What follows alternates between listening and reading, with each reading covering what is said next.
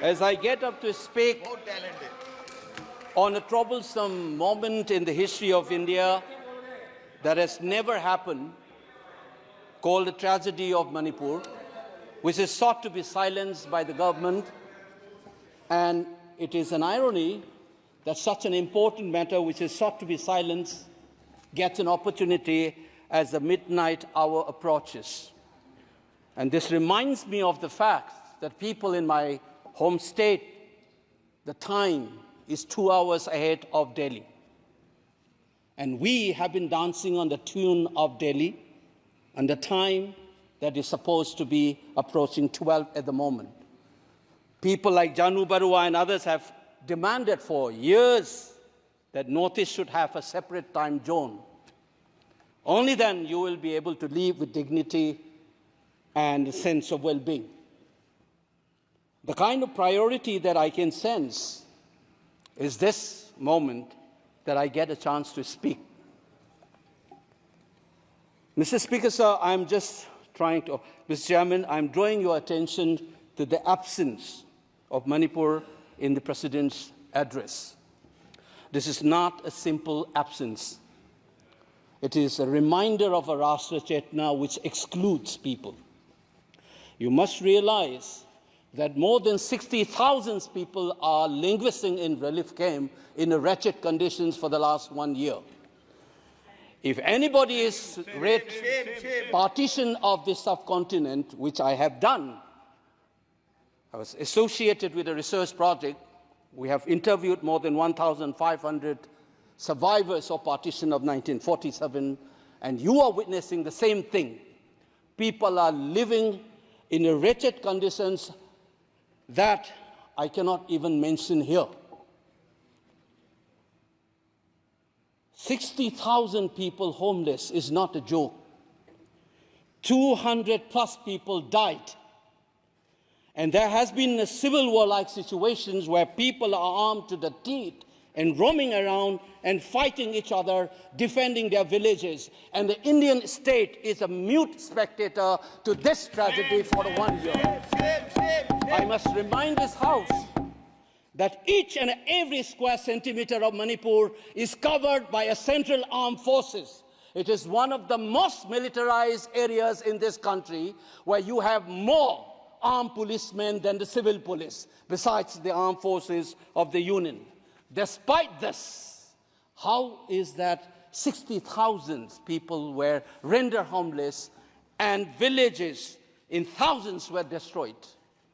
And yet, our Prime Minister remained mute, not even a word. And the presidential address did not even mention that. Shame, shame, shame, shame. And I said that this silence is not normal. It is a reminder of the fact which many scholars have said, that there is a continuity between colonial and the post-colonial period. Today we are observing a day where we begin a new criminal laws, seemingly discarding the colonial heritage. But as Ashish Nandi says, colonialism is a state of mind. It is a psychological phenomenon. It is an outlook, the way you look at the people, the way you look at the world. And the fact that this continuity is shown by neglecting the tragedy of a state, which is the 19th state of the Union. It is amazing to see that I get an opportunity as the midnight hour approaches to register this anguish and this hurt of the denial that this country has meted out to its own citizens in the state of Manipur. I must ask these questions to the House. Is this silence communicating to the people of the Northeast, and Manipur in particular, that you don't matter in the Indian state scheme of things? Major Laisam Jotin, who was awarded Ashok Chakra while grappling with suicide bomber, was a Manipuri, who was awarded Ashok Chakra. You are dishonoring his own state. Major Ngangom Joy Datta, who was awarded V Chakra while fighting for this country and doing his duty as a part of the peacekeeping force in Sri Lanka in 1987, you are dishonoring this man. You are dishonoring the likes of the youths who hold the tricolor in international platforms.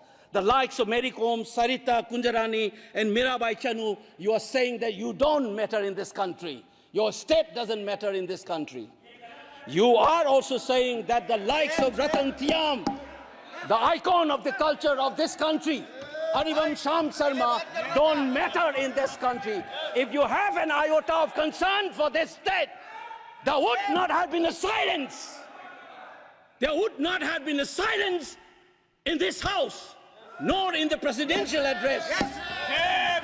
This must be registered. Please raise your point of order. If you wanted to doubt the nationality and the nationalism of the people of that state, you must realize that these people have fought for the country. These people have brought laurel to this country.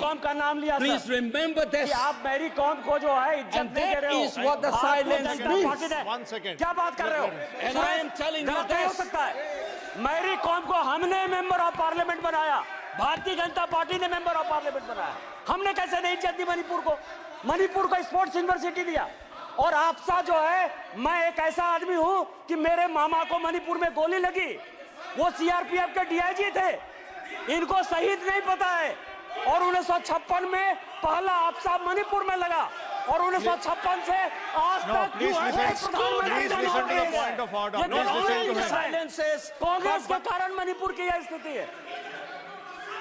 5 years after independence, can you negate this fact? We are talking about the inclusion of the Northeast history after 75 years. That's a classic exclusion. India was an anthropological subject, not a historical subject in the eyes of the colonial forces. And today, the Northeast remains outside of the history of the Indian history textbook. That is why you treat them as the other. And that's the silence. And the silence on the Manipur tragedy is not unique. It is a reflection of this general continuity of the colonial in the post-colonial. It is sad to see a nationalist party like the BJP will feel comfortable with this silence on the tragedy of Manipur. Keep your hands on your heart and think about the 60,000 people who are linguistic in relief camps. And those mothers, those widows, think of them. And then you talk about nationalism. Point is made. He made Only his point. then we will understand what this tragedy means.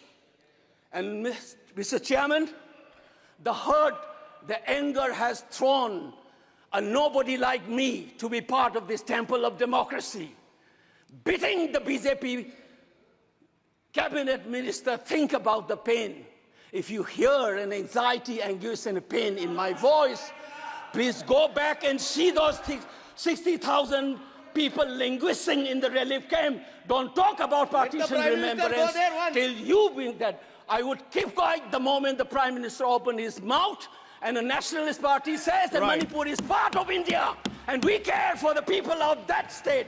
Only then I will accept what is nationalism in our face. Thank you, Mr. Chairman. Thank you. I thank the House. The House stands adjourned to meet on Tuesday, the 2nd July 2024 at 11 a.m.